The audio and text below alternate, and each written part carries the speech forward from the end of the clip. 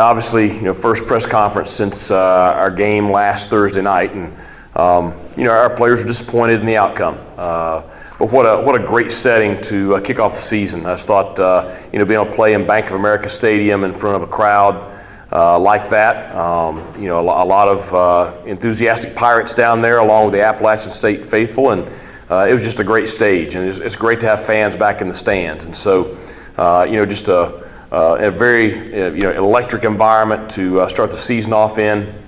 Our kids, went into the game expecting to win, and so anytime you go in and you put that much into it, you're disappointed if the outcome doesn't go your way. But so much for us to build on from that game, and lots of positives and lots of things we need to do better. So hats off. Like I said last Thursday night, I just thought Appalachian State is a very, very good football team, and they look like the experienced veteran crew that they are, and I would expect them to go on and have a great year. So we're excited on growing from that experience, and excited about the matchup this weekend back in Daddy-Ficklin with the South Carolina Gamecocks. And it's going to be great to be back at home. It's going to be great to have our fans back in the stands. You think, my first year 2 years ago, got to experience, game day here, and, I just completely, missed it last year. It's just such a weird kind of deal, just playing in empty stadiums. And so it's going to be so exciting to have the Pirate Walk back. Pirate Walk will be at 9:30 Saturday morning.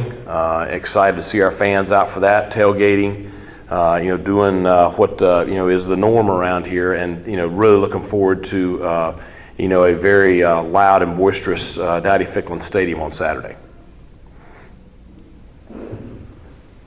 Coach, when you look at South Carolina, besides the SEC size, which is the obvious thing, what's the thing that kind of stands out to you about the Gamecocks when you take a look at them?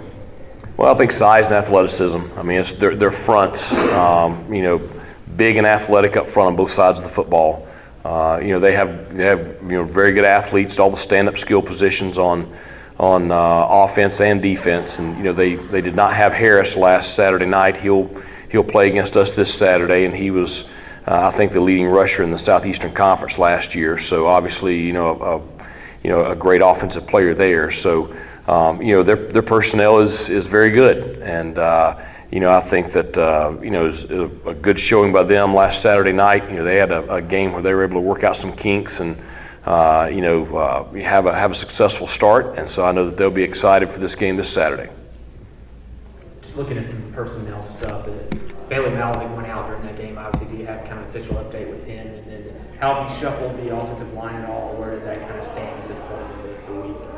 Well, unfortunately, Bailey's going to miss the rest of the year, and it's I hate it, and it was a freak deal too. I mean, it was one of those. It wasn't a contact play. He got just twisted a little bit, but he'll have surgery here in the coming weeks. And the good thing with Bailey, he's worked so hard to develop his body.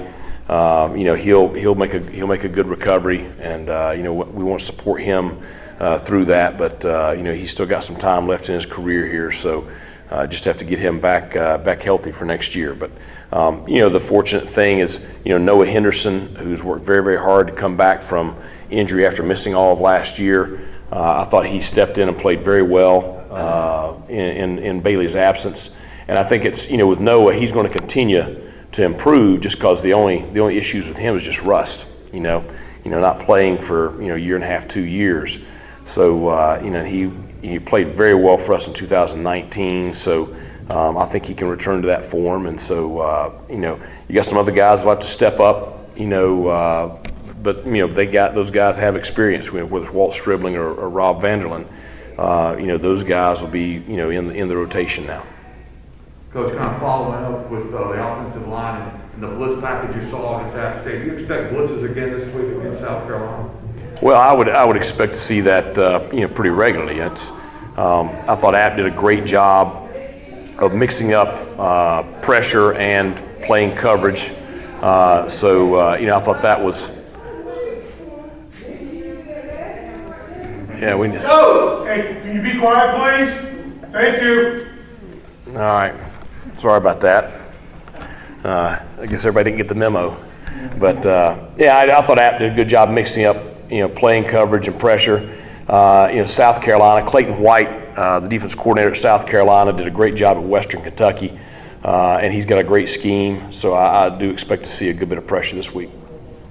Coach, as you take a look at the tape from last week, I know there were a couple of issues with the kicking game. Was it more of the hold? Was it the snap? Was it the blocking? Was it the kicker? What adjustments do you plan to make, if any, in the kicking game this week? Well, I think we only had one issue. It was on the first one, and it was a mix-up between the snapper and the holder. Just it's one of those things that can happen there in a first game, and we got that corrected immediately. So I thought we did a good job the rest of the night.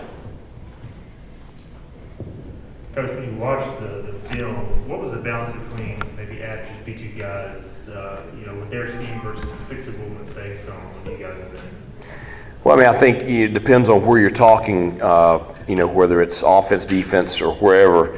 The thing that defensively that, is very fixable is I just thought the speed of their offensive front and the way they executed created some situations where we had some guys miss some gaps. We're moving, they're moving. They move a heck of a lot faster than our scout team guys did during practice, and we overshot a gap every once in a while. And when that happens, you're going to have a big play.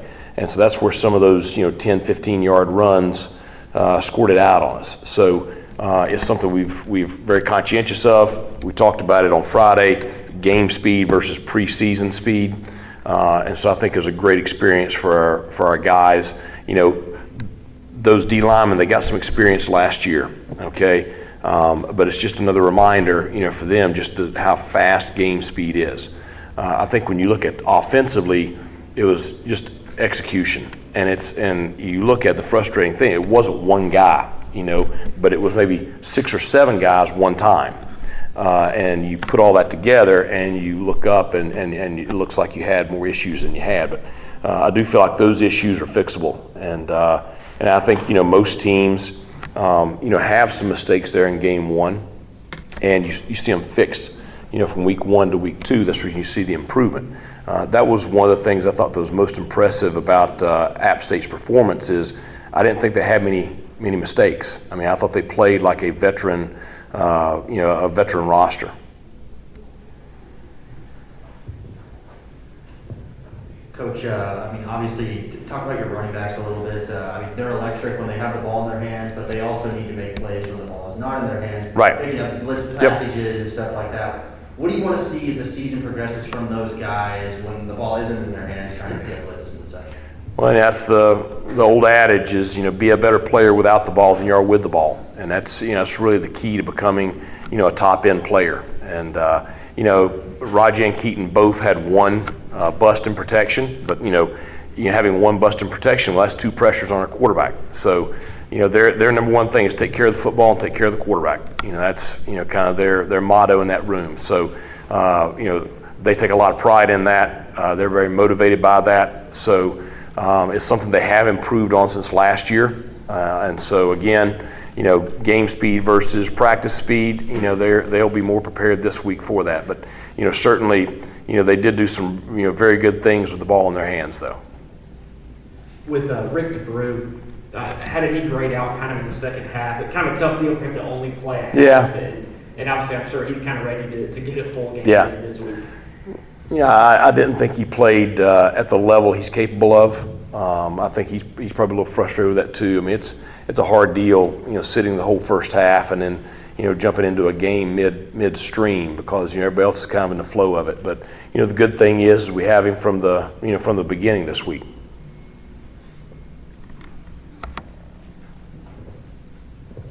How good was it to see Josiah step up and make some big plays and really every catchable ball his way? He Right. made a catch, and how big of a part of the offense can he be going forward? Yeah, and then he drew the pass interference on the other ball too. So it's really good. He's a guy that I've said it a couple times. We were recruiting him very heavily at James Madison when I was there.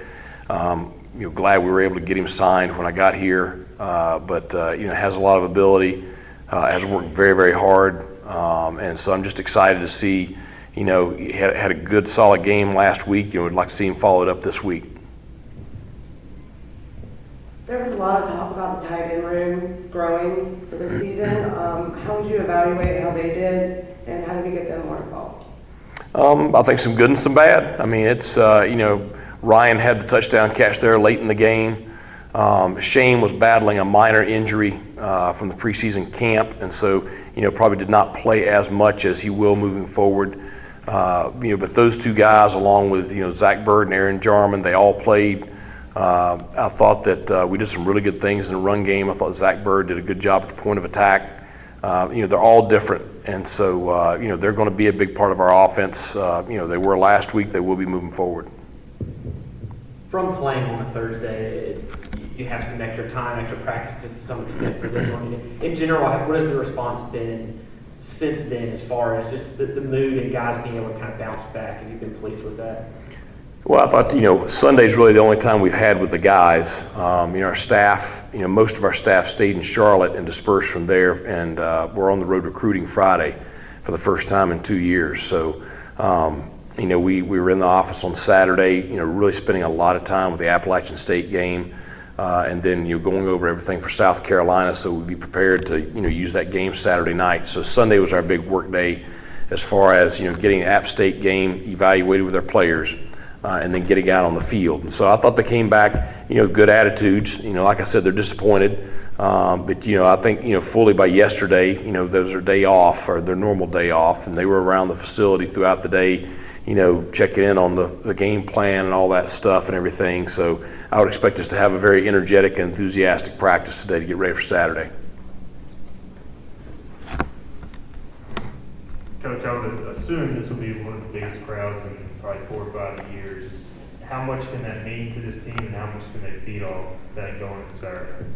I think it'll mean a lot. It's probably going to be the biggest crowd since I've been here. The funny thing is we got in last week and started talking to our players, and most of them, that was the biggest crowd they'd ever played in front of last week, because most of them last year was their first year of college football. So I think they're excited about it.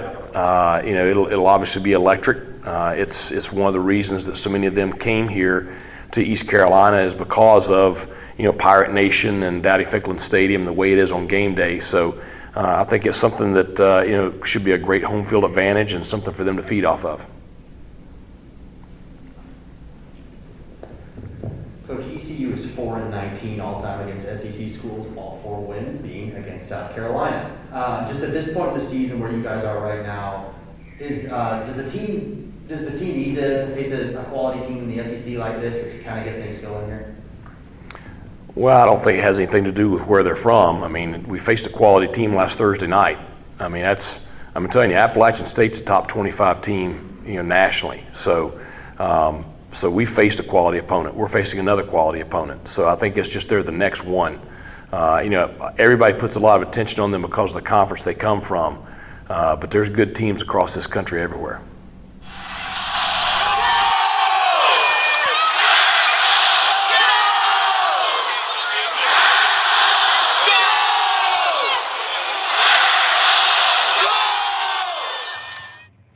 This is East Carolina Defense Coordinator Blake Carroll, and you listen to the Sports Objective, the official, unofficial podcast of the Pirates.